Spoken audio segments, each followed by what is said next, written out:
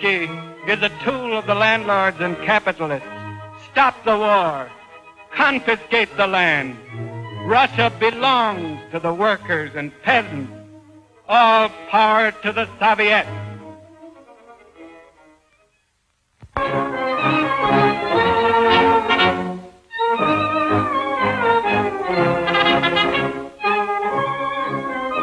Lenin's program of proletarian revolution against the Kerensky government was expounded to the masses on the socialist holiday May 1st, 1917 by the best orators of the Bolshevik party.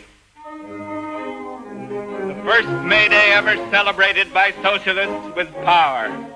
Communists is expounding, as yet without extreme conviction, Lenin's demand for a second revolution. On June 18th, Kerensky ordered the army to renew the war against Germany.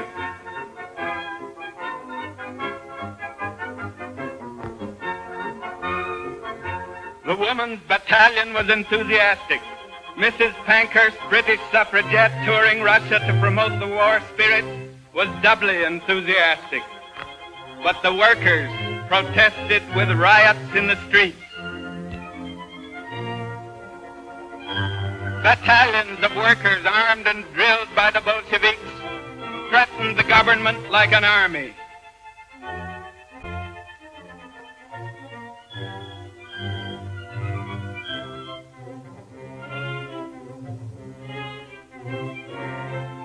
Kerensky arrested and disarmed the Workers' Guard, jailed Trotsky, and declared Lenin, who went into hiding, a state criminal to be arrested on sight.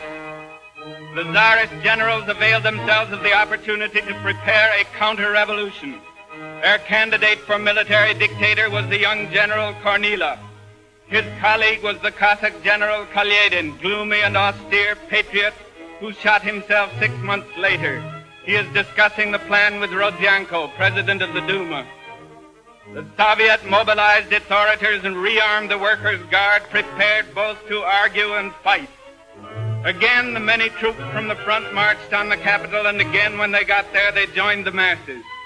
Kerensky was implicated in the plot by the revolutionary adventurer Boris Savinkov, his contact man with Kornilov. The crowds that adored him before are now held back by soldiers and mounted police. Juggling with revolutionary power, he had completely ignored the fundamental demand of the masses: peace, bread, land.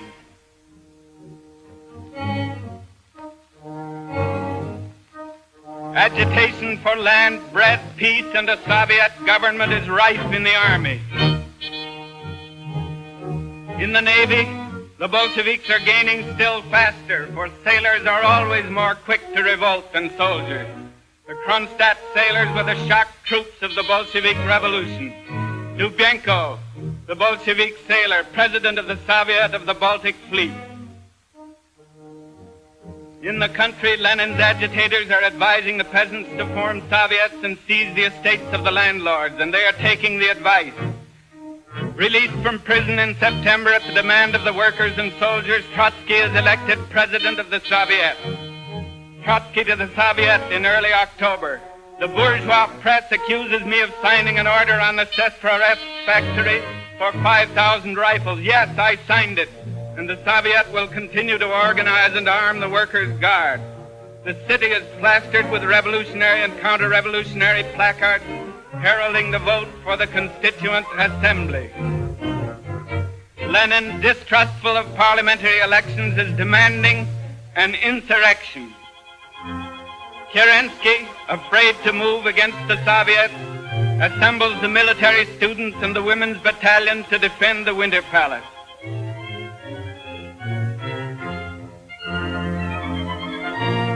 Smolny Institute, the new home of the Soviets, bristles with arms and engines of war.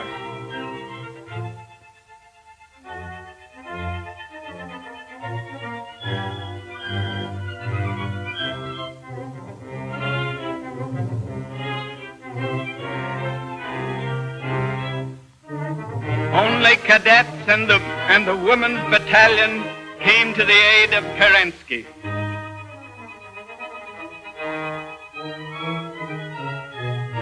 Lacking artillery, they barricaded the palace with firewood.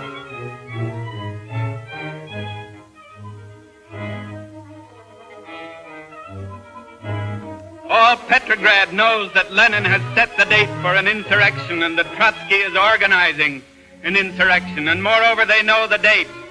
Petrograd is quiet because it is waiting for the riots to begin, but there were no riots. The government buildings were quietly occupied by disciplined detachments of armed soldiers and sailors.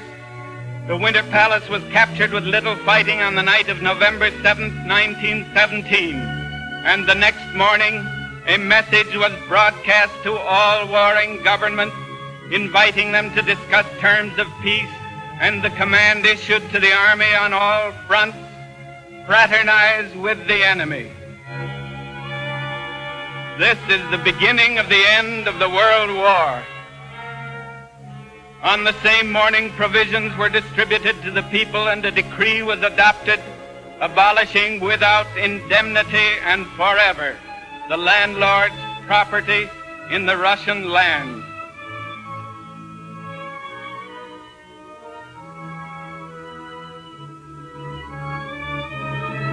Lenin declared that the salaries of all servants of the state must be reduced to the level of a working man's wages.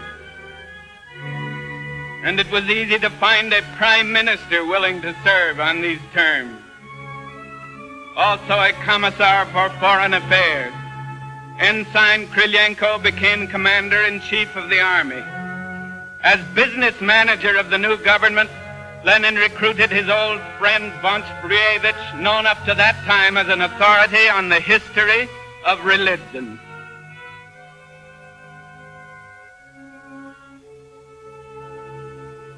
On the same terms, a self-educated peasant, M.I. Kalinin, became president of the Workers' Republic.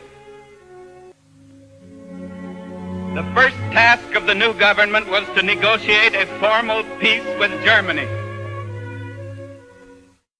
Soviet peace delegation headed by Adolf Joffe arrives at Brest-Litovsk. Kamenev, Joffe, Karakhan,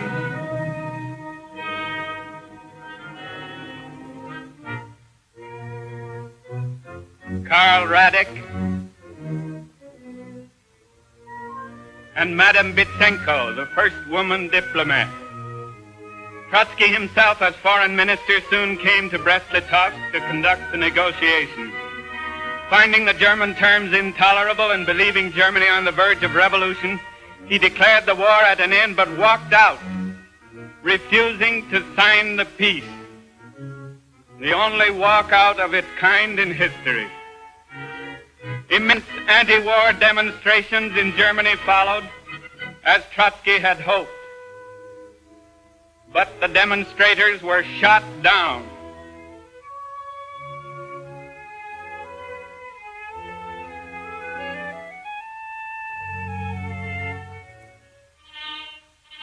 The Kaiser was still firmly in power.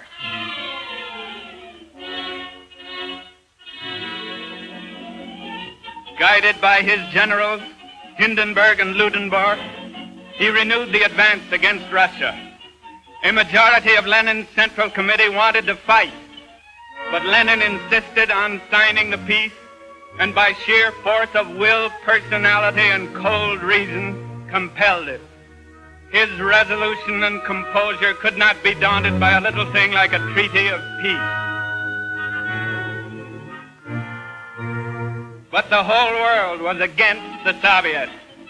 On a pretext of supporting the independence of the Ukraine, the German soldiers marched into Kiev and clear across Russia to Rostov-on-the-Don. An old social revolutionary, Tchaikovsky, forming an anti-Bolshevik government at Archangel, invited Great Britain to help him. Great Britain accepted.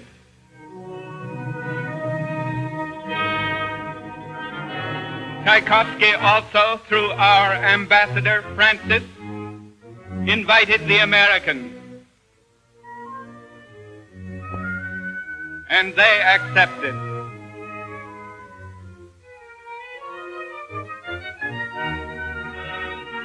the Japanese invaded Siberia with an army of 70,000 men. The Japanese battleship Hizan in the harbor of Vladivostok. Japan invited President Wilson to join her, and Wilson agreed to send a few thousand troops. The American battleship South Dakota in the harbor of Vladivostok.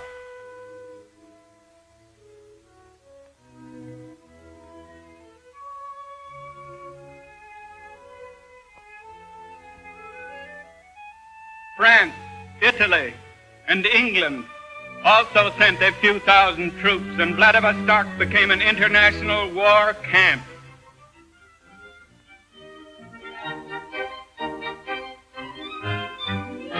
So great was the variety of uniforms, flags, decorations, and complexions that it seemed, but for the bloodshed, almost like a comic opera.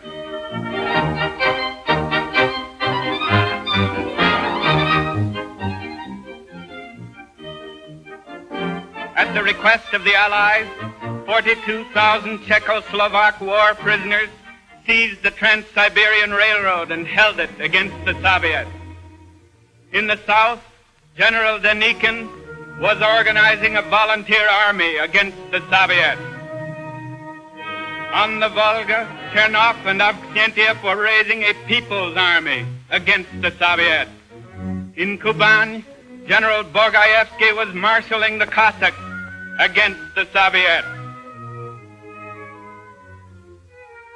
A year after the revolution, the Soviet government was surrounded by 14 hostile armies operating on a front 7,000 miles long. They moved their government from Petrograd to Moscow and within the walls of the Kremlin. The task of creating a revolutionary army was given to Leon Trotsky.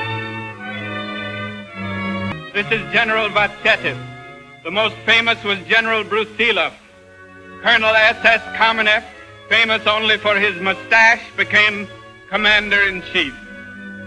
In the same month, Lenin was wounded and Uritsky shot to death by an assassin. Uritsky's funeral. 25 days later, Trotsky congratulated his troops on the capture of Kazan. Lenin, recovering from the assassin's bullet, telegraphed Trotsky, "I greet with rapture the brilliant victory of the Red Army." The Bolshevik leaders were happy. Bukharin, Krylenko, Sokolnikov, Pyatakov, Kamenev, president of the Moscow Soviet, Sosnovsky, the feature writer of Pravda, and Christian Rakovsky, president of the Soviet Republic of the Ukraine.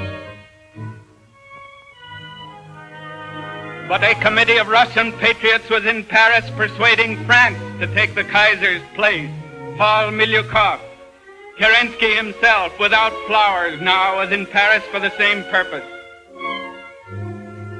Clemenceau sent a French army into the Ukraine to help fight against the Soviets. Meanwhile, in the little city of Omsk in central Siberia, A.V. Kolchak, an admiral in the Tsar's navy, had declared himself the supreme ruler of all Russia. The Allied premiers, Lloyd George, Clemenceau, Wilson, and Orlando, assembled at Versailles to rearrange the world, notified Kolchak of their support against the Soviets.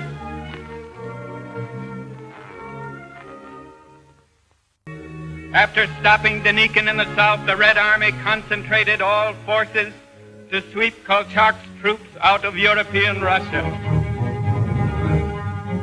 Kolchak's troops mined bridges as they retired.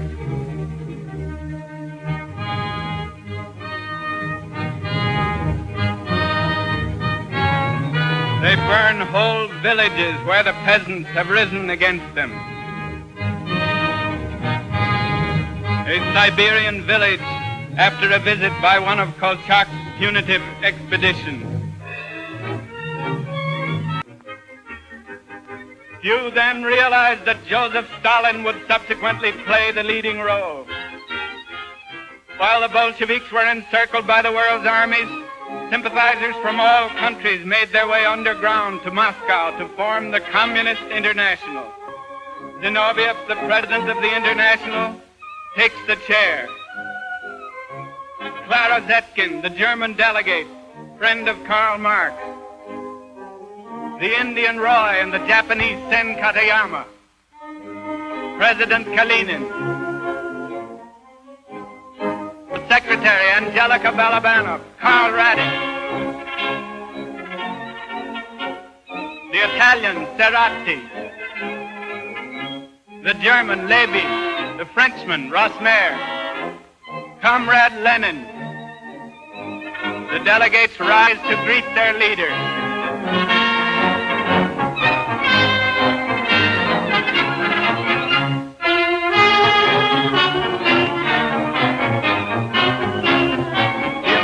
Delegate John Reed is standing by the camera in the foreground. The delegates leave the hall after the first session. Notice among them Zinoviev, Radek, Reed. Parley P. Christensen, former Labor candidate for president, is an American guest. He towers over Lenin physically.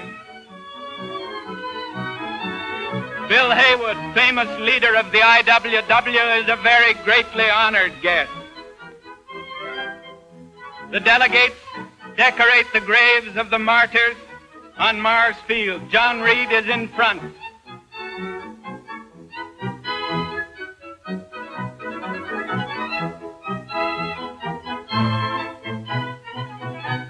Lenin is one of the crowd.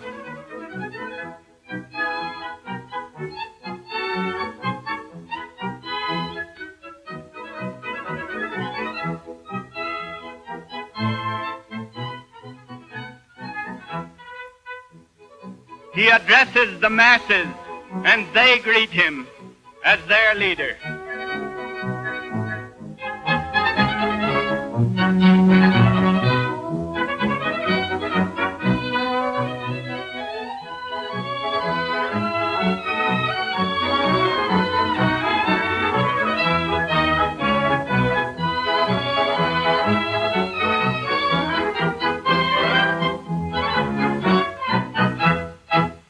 Vladimir Ilyich Lenin, the genius of the Russian workers' revolution, believed by many to have been the greatest mind and character in modern history. He was free from any trace of personal greed or ambition. He devoted every working hour of his life to the cause of liberating the toiling masses of the whole world from capitalist exploitation. His mind was as flexible as his purpose was fixed. Facts, he said, are stubborn things. We must tell the workers the truth.